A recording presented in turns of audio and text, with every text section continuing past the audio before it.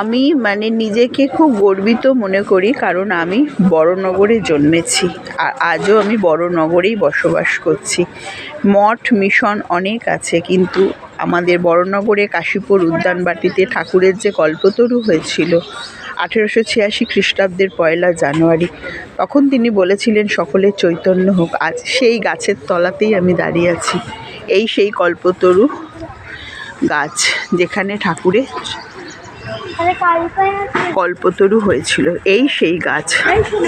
মানে আমি নিজেকে মানে খুব ধন্য মনে করি, খুব গর্বিত আমি যে আমি বড়নগরের মেয়ে, বড়নগরেই থাকি। মানে এইখানেই ঠাকুর শ্রীরামকৃষ্ণের উদ্যানবাটি থেকে আমার বাড়ির দূরত্ব 10 মিনিটের।